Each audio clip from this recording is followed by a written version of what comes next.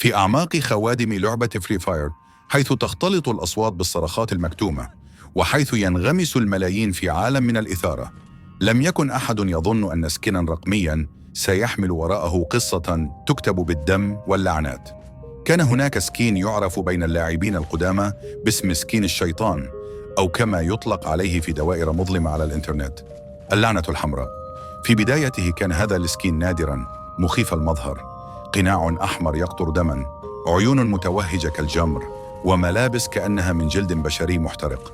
لكن المظهر لم يكن أكثر ما يخيف، بل ما رافقه من حوادث. في عام 2021 كان هناك لاعب يدعى نزار الوحش، مشهور بين مجتمع فري فاير ببراعته في القتال. كان يحلم بالحصول على هذا السكين الأسطوري، وقد حصل عليه أخيراً من خلال حدث محدود.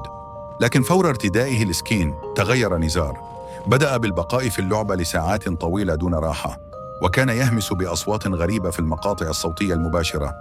بعض أصدقائه لاحظوا أن نزار كان يتحدث بلغة لم تكن مفهومة، مزيج من البرتغالية القديمة وعبارات مبعثرة باللاتينية. ثم حدثت الليلة التي لم ينساها أحد. كان نزار في بث مباشر على قناته عندما صرخ فجأة وسقط من كرسيه. يقال إن وجهه تجمد على تعبير مرعوب، وعيناه ظلتا مفتوحتين دون أن تطرفا. الغرفة أظلمت في منتصف البث، وانطفأ كل شيء. المقطع حذف تلقائيا من منصته، ولكن البعض تمكن من تحميله ويتداولونه في مجموعات مظلمة على التليجرام. بعد حادثة نزار، بدأ اللاعبون الذين حصلوا على سكن الشيطان بالإبلاغ عن أمور غريبة. سمعوا همسات داخل اللعبة لا تأتي من أي لاعب. بعضهم أكد أن ظلاً أسود يمر خلف شخصياتهم داخل الردهة، لا يراه أحد سواهم. الأسوأ، بعض الحسابات كانت تغلق تلقائياً بعد استخدام السكن، ويكتب لهم على الشاشة كلمة واحدة: أغلق الباب، لا خروج بعد الآن.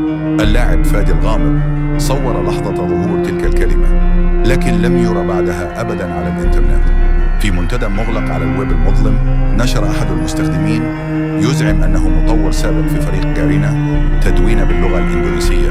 ترجمتها: لم يكن السكن مجرد تصميم، لقد تم تصميمه بناء على لوحة حقيقية وجدت في كهف بجزيرة جاوا. تلك اللوحة كانت تستخدم في طقوس استحضار الأرواح منذ قرون.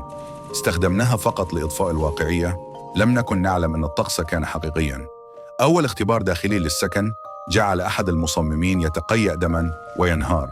لم ينجح أحد بعد تفعيله لأكثر من 13 يوماً. وبعد الضغط الجماهيري الهائل، أعادت الشركة إصدار سكن الشيطان، لكن مع بعض التحصينات البرمجية، إلا أن البعض لاحظ أن النسخة المعاد إصدارها كانت أكثر دموية.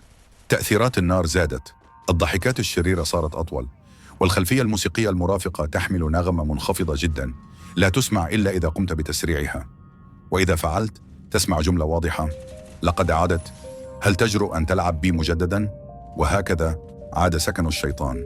لكن يقال إن كل من يشتريه الآن يدخل نفسه في عقد غير مرئي، لا يلغى إلا بثمن. في إحدى المنتديات كتب أحدهم: ما إن استخدمت السكن حتى بدأ هاتفي بالاهتزاز كل ليلة عند الساعة 3:30 صباحاً. لم يكن هناك إشعار، فقط صدى صرخة تأتي من السماعة وتختفي. أعادته، ولكنهم قالوا إن الباب قد فتح ولن يغلق مجدداً. إرجاع السكن لم يكن طلب جماهيري فقط، بل كان شيئاً يراد له أن يعود.